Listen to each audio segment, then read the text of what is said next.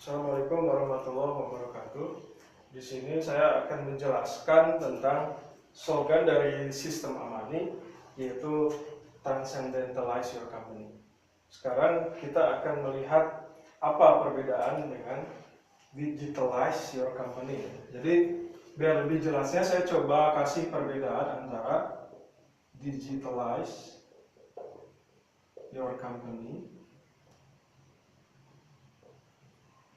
dengan Transcendentalize Your Company. Kalau Digitalize Your Company itu hanya meliputi komputerisasi ya. Kemudian yang kedua, internetisasi atau diinternetkan. Yang ketiga adalah aplikasi atau diaplikasikan, sehingga proses perusahaan itu dari mulai produksi sampai deliver ke pelanggan itu dimudahkan dengan adanya komputer, internet, dan aplikasi atau software. Sedangkan secara basic company, dia sebetulnya masih di binary company. Nah, apa yang disebut binary company? Binary company itu dia masih basicnya masih 0 dan 1. Artinya dia masih di seputar untung dan rugi, kawan dan lawan, menang dan kalah. Jadi masih seputar di sini.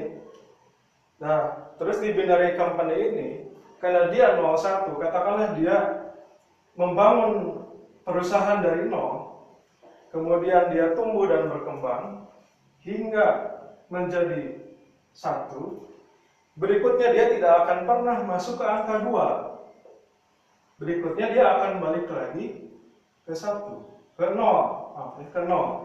Jadi artinya perusahaan ini ketika dia tumbuh dan berkembang dari 0 menjadi 1, itu akan sulit dan tidak akan pernah bisa masuk ke 2, ke 3, ke 4 dan seterusnya. Dia akan kembali lagi ke 0. Makanya ada istilah penyusutan ya. Penyusutan ini dari mulai konsumen, nyusut, aset, karyawan, dan lain-lain itu akan menyusut yang ujungnya adalah kebangkrutan. Bangkrut.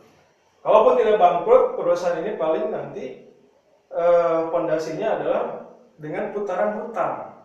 Jadi bukan dengan putaran modal. Inilah yang saya jelaskan di sini. Terus istilah digitalize your company sebenarnya dia hanya sekedar tadi ya, komputerisasi atau internetisasi dan aplikasisasi. Sedangkan secara basicnya dia masih binary company atau digital company, yaitu 0 dan 1 ya, untung dan rugi, kawan dan lawan, menang dan kalah. Makanya dalam binary company dia pasti terjebak ke dalam business trap ya. Business trap. Jadi jebakan bisnis ya.